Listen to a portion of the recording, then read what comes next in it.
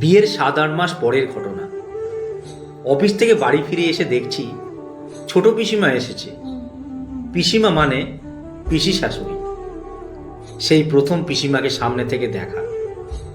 বিয়েতে আসতে পারিনি তখন, শরীর খারাপ ছিল। আমি বাড়ি ঢুকতেই আমার শাশুড়ি মা বললেন, বৌমা, উনি হলেন তোমার ছোট পিসিমা। আমি প্রণাম করতেই উনি বললেন, অফিস থেকে ফিরলে বুঝি? হ্যাঁ পিসিমা। প্রতিদিন এই টাইমে বাড়ি ফেরো? হ্যাঁ।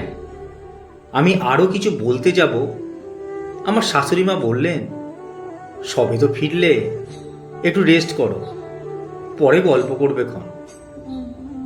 আমি নিজের রুমে চলে যেতেই আমার শাশুড়ি মা পিসি শাশুড়ির সঙ্গে গল্প করতে শুরু করলেন। ততক্ষণে আমার হাজবেন্ড ফিরে গেছে। ও আমার থেকে ঘন্টাখানেক আগেই ফেরে। আমি ফ্রেশ হয়ে একটু রেস্ট করি। তারপর আমার হাজবেন্ড 1 কাপ চা আমাকে নিয়ে এসে দেয়। প্রতিদিন এটাই ওর রুটিন। ও ফিরলে আমার শাশুড়ি মা তখন চা করে দেয় ওকে। আমি যেহেতু পরে ফিরি, তাই আমাকে চাটা ওই করে দেয়। চা করে যখন আমার জন্য নিয়ে আসছিল, পিসিমার চোখে পড়ে এই ব্যাপারটা। তখন কিছু বলেনি উনি। ঘটনাটা ঘটলো আরও একটু পরে। রাতের রান্নাটা আমরাই করি, মানে আমি আর আমার হাজবেন্ড। তরকারি বলতে সেদিন ছিল পনির তরকারি আর ছোলার ডাল। সেটা তখন রান্না হয়ে গেছে, লুচি হবে। আমার হাজবেন্ড লুচি বেলে দিচ্ছে আর আমি ভাজছি একটা একটা করে। সেই মুহূর্তে পিসিমা রান্না করে। এই দৃশ্য দেখে চোখ বড় বড় করে বলে, হ্যাঁ রে অর্ক, বিয়ে করে তো মেয়েলি কাজ অনেক শিখে নিয়েছিস। বউকে চা করে খাওয়ানো, বউকে রান্নার কাজে হেল্প করা। অফিস থেকে ফিরে তো রেস্ট পাস না একটুও। বউ বললে তো শুনতেই হবে, যতই হোক চাকরি করা বউ তো। কথাটা শুনে খারাপ লাগলো।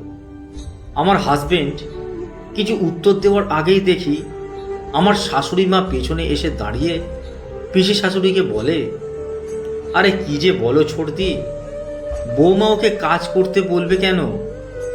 ওগুলো তো আমি ঠিক করে দিয়েছি। অফিস থেকে তো বাবু একা ফেরে না, বৌমাও ফেরে। রেস্ট তো দুজনেরই পাওয়া দরকার। সবাই যদি রেস্ট করে, খাওয়া দাওয়া তো বন্ধ থাকবে না। আর সকালের রান্নাটা আমি করে দিই, দুজনেই অফিস যায়।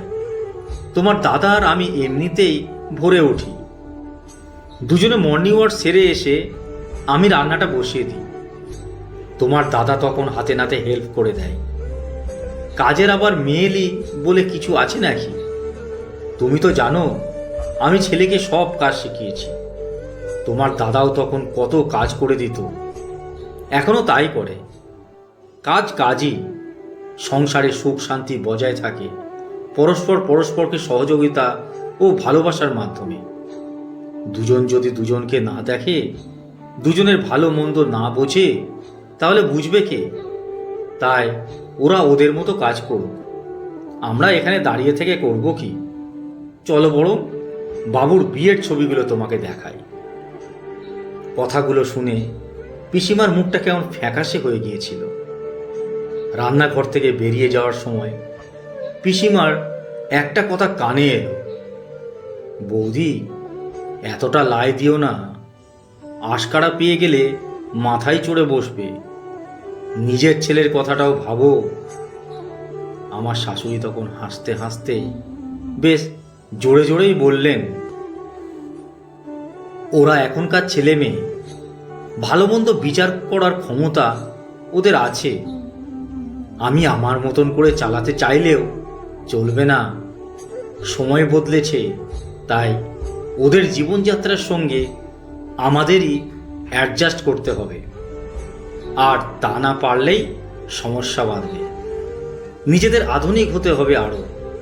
পুরনো রীতিনীতির সঙ্গে ওদেরকে মেলালে আর চলবে না।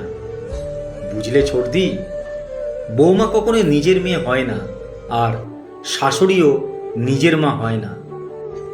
নিজেদের মধ্যে বোঝাপড়া থাকলে একটা বন্ধুত্ব হয়ে যায়। আমরা ছেলেটার ভালো থাকার কথা চিন্তা করতে গেলে বৌমাকেও ভালোবাসতে হবে বেশি। আমি তো বাবুর বিয়ের পরে বাবুকে বলেই দিয়েছি, যে কাজটা নিজে করে নিতে পারবে সে কাজটা নিজেই করে নিও।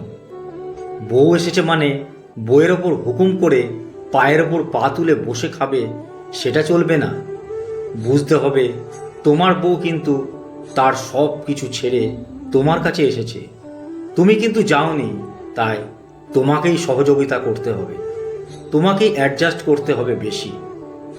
আজ 5 বছর হলো এই বোঝাপড়ার মধ্যে দিয়ে সব কিছু চলছে ভালোভাবে, না আছে ঝামেলা, না আছে অশান্তি।